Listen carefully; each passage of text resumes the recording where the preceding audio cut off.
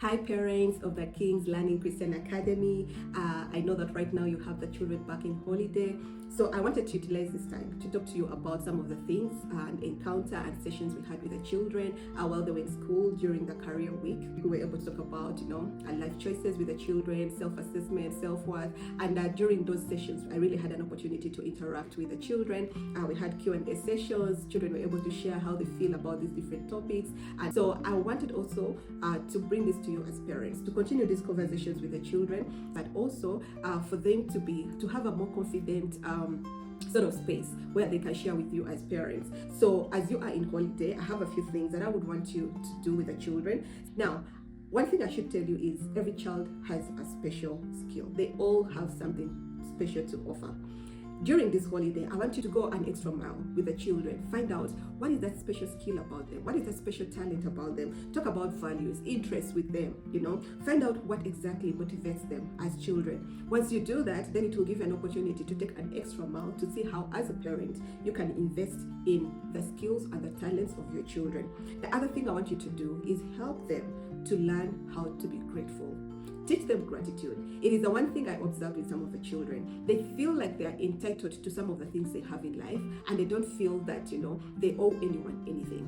So I want you to take an extra step and teach them how to be grateful for the things they have, so that, you can continue exploring and also monitoring the children to see how they're performing in certain areas. Ask them questions like, are you grateful for the fact that I am here as your parent? Are you grateful for the fact that you go in school? Because there are many children who don't go in school. Are you grateful for the fact that you have a meal on your table? Because there are many children that actually don't have food to eat. So teach them gratitude. Give them a gratitude journal. Let them journal something every day about the thing that they are grateful for. That will help them change their perspective on how they view the world. The other thing I want you to look at is how their dreams are. Children have big dreams, but in most cases, those dreams to them, they feel like they're fantasies. It can only be the initiative of the parent to help them know that actually they can realize those dreams. If a child wants to become a doctor, take them to a doctor. Show them how a doctor really operates.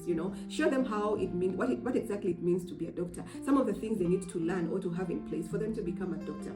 Once they appreciate the process, then the result will really be a good one. So help them to understand their big dreams and how they can take, those baby steps with you as a parent to get to realizing their dreams. Then lastly, the other thing I want us to help them cultivate in this time of the holiday is building their life skills.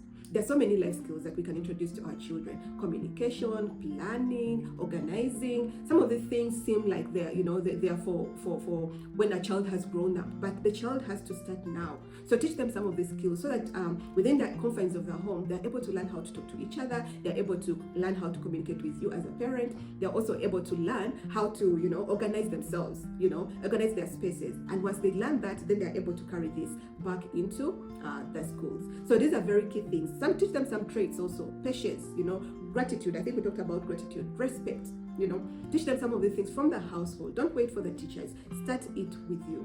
I had an opportunity to get some of, the feedback that came from the children. This is what they wrote to me. And I thought maybe I should have an opportunity to read some of the things that they wrote to me. And then you get to hear, how important some of these conversations are with your children. So for example, I had this written to me. Dear Miss Victoria, I am writing to you to thank you for taking time speaking to us. What made a big impact in my life was when you spoke about self-worth. I feel that you reassured everyone, telling each one of us how special we are. When you spoke about friendships and us having to accept our imperfection and love ourselves, that really sank in. Oh, how I wish you'd know how glad I was for you to be saying all these things, reassuring words to us. May God bless you and thank you for being there. This was from Denise Uwera from Genesis 2. And then I also had this one from Shona Esther Mugabe. She said, Dear Miss Victoria, thank you for coming to my school and teaching me about my identity. The introduction game we did was so fun. I got to say nice things about my friends and I got to learn more about them. I learned that there is something special about everyone and that God has a purpose for me. Thank you so much for coming and I pray that we may see you again. May God bless you. Sincerely, Shona Mugabe. So this is just, like a few of those. But as you can see, there are so many here. They wrote so many things. So that alone shows you how much our children need this conversation. So if they need those conversations from me, how about you as a parent?